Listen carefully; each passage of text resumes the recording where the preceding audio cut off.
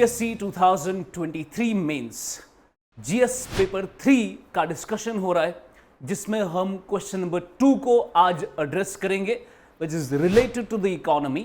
और इकोनॉमी में this question again was on predictable lines. आपका इंक्लूसिव ग्रोथ एक कॉन्सेप्ट है which is mention there in the GS 3 syllabus, और उसी टॉपिक पर अभी तक मेंस में 4-5 बार सवाल आ चुके हैं। इस साल भी इंक्लूसिव ग्रोथ पे क्वेश्चन था, pretty easy question, would consider it a level 2 question, जहां पर आपको इंक्लूसिव ग्रोथ को कंपेयर करना था with the market economic system. Now market economy में we know that market economy is a type of the economy which is actually led by the market, और market ही decision लेता है of all the central problems of the economy, what to produce, how to produce, how much to produce, at what price to sell. Price control is entirely with the market. Government has no control over the prices. But on the other hand, we have a non-market system led by the socialistic model. वहाँ पर government has the control over the prices and government gives the answer to the central problems of the economy. अब यहाँ पर let's look at the question. Is inclusive growth possible? Possible, so we have to look at the possibility under market economy. क्या market economy के अंदर आपको inclusive growth मिल सकती है? That is the part first. Now, जब आप introduction लिखेंगे इस question का, आपको समझना है the question is not about market economy. So introduction should not be about a market economy. The question is about inclusive growth. क्या inclusive growth हमें market economy में मिल सकती है? So introduction has to be on inclusive growth only. उसके बाद you'll understand, you'll give give some elements of inclusive growth कि कौन-कौन सी चीजें inclusive growth में should be there. तभी हम कहेंगे कि inclusive growth हो रही है. When you have those elements, then you can see कि क्या ये elements market economy में possible है या नहीं है. You have to look at the possibility. The second part of the question is state. So you have to simply state the significance. आपको significance बतानी है of financial inclusion in achieving India's economic growth. तो in economic growth को achieve करने के लिए what is the significance of financial inclusion? Now, I've seen the common mistake that has been done by the students in this mains is that उन्होंने they've taken these questions as standalone questions. उन्होंने समझा है कि पहला question is about inclusive growth, वो अलग से लिखना है, and दूसरा question is about financial inclusion, कैसे हमें इंडिया में ग्रोथ दे सकता है, वो अलग से लिखना है. But according to me, you should not look at these two questions as stand alone questions. What you should do is you should connect the dots. Dot ये है because it's talking about inclusive growth and it's talking about financial inclusion, including the population and giving them financial services, और उससे growth में क्या फायदा आ सकता है. We know that when it is talking about economic growth तो India में 11th 5-year प्लान शुरू किया था, तभी से we had decided that economic growth should be inclusive in nature. So when it is talking about economic growth, it is in reality talking about economic inclusive growth. और वो आपको कैसे मिलेगा? financial inclusion से. Economic growth means nothing unless it is inclusive. तो आपको financial inclusion को उस तरीके से you have to connect it with the first part of the question. You should not look at it as a standalone question. और वो conclusion के अंदर भी झलकना चाहिए. Now let's look at the first part पहले. So this would be like the introduction. पहले हम देखेंगे which I told you should be about inclusive growth because the question is about inclusion.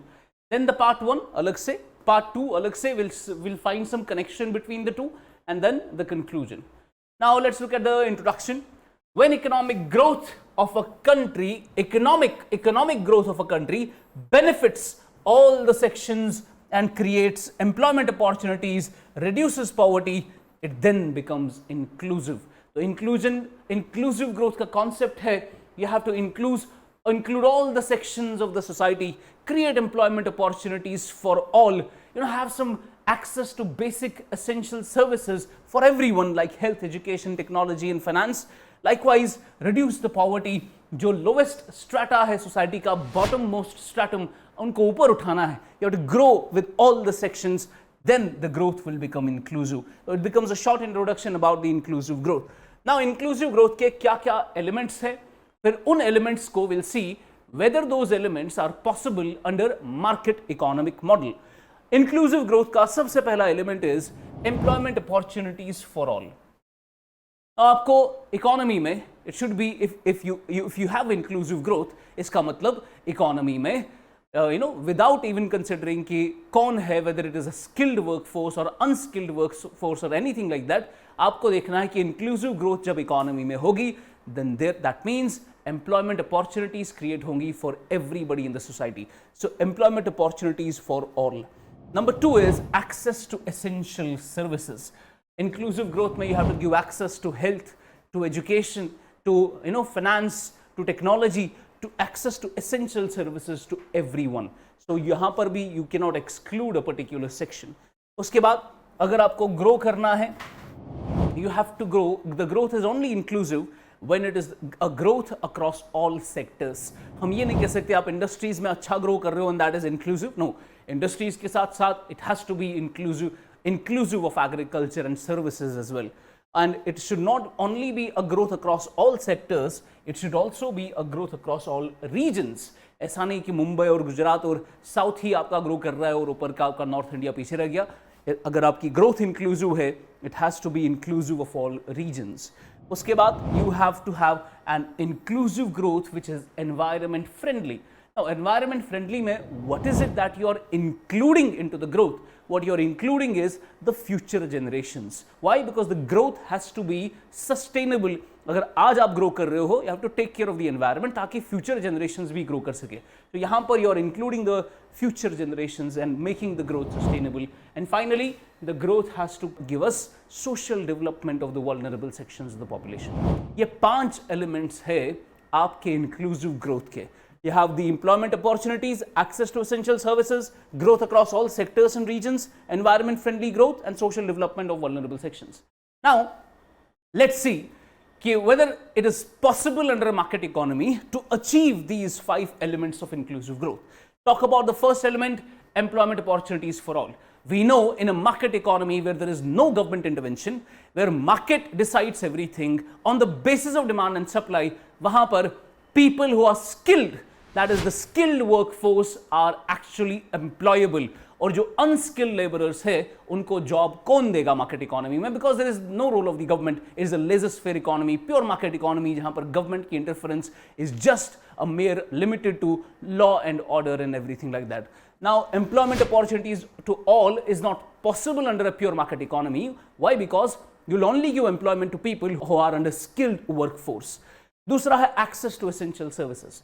अब आपको हेल्थ लोगों तक पहुंचानी है, एजुकेशन लोगों तक पहुंचानी है, और आपको पता है there is a big section of the population which will not afford this particular essential service.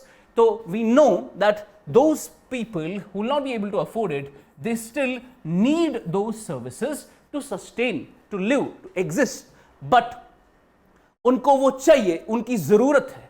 But in a market economy, it is not actually concerned about what people need. Market economy is concerned with the demand in the economy. और demand तब आप कर सकते हो when you have the ability to purchase. आपके पास जब income होगा then only you will be able to demand. Demand कहते हैं हम when a person, when an individual is willing and able to purchase a particular commodity. You have to be willing.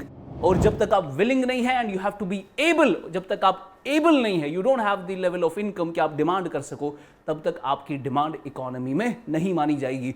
Need को demand नहीं कहते.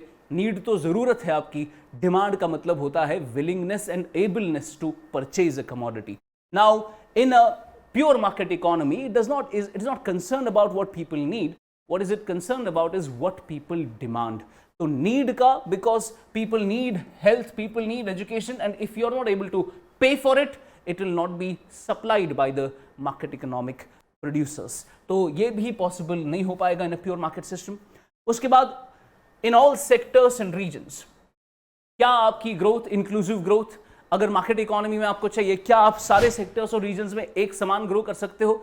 We know it is again not possible. Why? Because market economy में private sector has a role to play, और private sector हमेशा उसी sector में जाना चाहेगा which has the highest returns. अब वो क्यों ऐसे सेक्टर में जाए, एग्रीकल्चर में जहां ज्यादा रिटर्न्स नहीं है? वो तो लगाएगा अपना पैसा सर्विसेज और इंडस्ट्रीज में. So you will not be able to grow across all sectors, you will not have a balanced growth. Likewise you have a regional approach to it. अगर आपको गुजरात से ज्यादा रिटर्न्स मिल रहे हैं तो आप यूपी बिहार के अंदर क्यों इन्वेस्टमेंट करोगे? आप चाहोगे कि आप सब लोग गुजरात के अंदर ही जाए। तो रीजनल डायमेंशन भी कवर हो गया और सेक्टोरल डायमेंशन भी कवर हो गया। तो प्योर मार्केट इकोनॉमी में आप वहीं पर इन्वेस्ट करोगे, वहीं पर प्रोडक्शन करोगे जहां पर आपको ज्यादा रिटर्न्स मिलेंगे। Then you have environment friendly growth. Your market economy is not concerned about it, and history is an evidence to this fact कि these market economies precisely led by the United States of America, how much they have polluted the environment by their carbon emissions. So they have not ensured environment friendly growth. And finally, it is not concerned about the vulnerable sections of this population. Social development ho na ho, unko bas growth chahiye. They are only concerned about the numbers. Now these are the 5 elements which is not possible under a pure market economy. तो क्या करना चाहिए? तो ऐसी economy में जब तक government interference नहीं होगी तब तक you not be able to have inclusive growth. तो if you are working on a market economy, आपको एम्प्लॉयमेंट अपॉर्चुनिटी सबको देनी है। उसके लिए मार्केट तो देगा employment to the skilled workforce, पर गवर्नमेंट को भी आना है एमजी नरेगा के साथ फॉर अनस्किल्ड वर्कफोर्स। तो ये हो गया employment opportunities for all with government interference. Essential services, आप the rich class can have essential services and they because they will be able to pay it, they can demand and the market will supply. But poor population can also have essential health services because the government provides education and health for free. Then you have across all sectors and regions environment friendly growth and vulnerable sections की development government interference से आ सकती है। So this we have addressed the first part of the question. The second part of the question is state the significance of financial inclusion in achieving economic growth. अब आपको पता है economic growth का क्या ही मतलब है जब तक कि वो इंक्लूसिव ना हो। 11th 5-year plan, 12th 5-year plan से हम इंक्लूसिव ग्रोथ का स्लोगन लेकर आगे बढ़ रहे हैं और उसके लिए यू नीड फाइनेंशियल इंक्लूजन। और फाइनेंशियल इंक्लूजन के क्या क्या एलिमेंट्स है, उसकी सिग्निफिकेंस क्या है। ना फाइनेंशियल इंक्लूजन के क्या क्या सिग्निफिकेंस है, उसके लिए आपको उसके एलिमेंट्स फिर से समझना है, डायमेंशन समझना है। फाइनेंशियल इंक्लूजन में आपको लोगों को क्या प्रोवाइड करना है? You have to provide them insurance services, आपको उनको बैंकिंग सर्विसेज में लाना है, आपको उनके लिए पेंशन स्कीम्स के लिए अंदर लाना है। फाइनेंशियल इंक्लूजन से लोगों में सेविंग्स बढ़ेंगी because we can encourage with these particular elements in place, we can encourage savings in the economy. जब savings economy में बढ़ेगी, those savings can be used for increased investments. जब investments होगी now in the economy, तो आप investments economy में बढ़ा सकते हो। जब इन्वेस्टमेंट्स इकोनॉमी में बढ़ेगी तो इकोनॉमी में ग्रोथ आएगी ही आएगी। तो इन्वेस्टमेंट से आपकी ग्रोथ बढ़ेगी, we know that. Likewise you have DBT, आप फाइनेंशियली आपने इंक्लूड कर दिया पॉपुलेशन को, अब उनका एक जनधन अकाउंट है या जैम ट्रिनिटी से you can have the direct benefit transfer, उनके अकाउंट में सीधा पैसा, उनके पास पैसा आएगा, दे विल स्टार्ट डिमांडिंग, और जब वो डिमांड बढ़ाएंगे सप्लाई अपने आप बढ़ेगी। It will also increase the growth in the economy. Likewise you have to also give financial literacy to people so that they can invest their money in some financial instruments as well as it will lead to financial innovation, जिससे आपका further कुछ नए products market में आएंगे, you will have further economic growth. Now these are the elements of financial inclusion that you should have covered in your answer to the financial inclusion for economic growth. Finally, what should be the conclusion? Conclusion में हम सारे question को address करेंगे, जिसमें we know that market economy is efficient. क्यों है market economy efficient? Because it brings empowerment of the consumer. Because ये consumer तक के ही ओरिएंटेड पूरी मार्केट होती है, पूरी इकोनॉमी होती है। It brings freedom and innovation, but it brings freedom and innovation because private sector has a freedom to produce whatever commodity he wants, और इनोवेट करेगा वो because he is getting the profit for it. Now ये तो market economy का फायदा है, but does not automatically bring inclusive growth. आपका market economy will not give you automatically inclusive growth, उसके लिए you need government intervention. Likewise, financial inclusion is also necessary to ensure that the fruits of growth reach the lowest strata of the society. Financial inclusion भी important है along with inclusive growth, ताकि आप bottom most stratum तक पहुंच सके economy के अंदर। This is how you to approach the questions of economy, and I hope I've covered all the dimensions. Thank you so much. God bless you.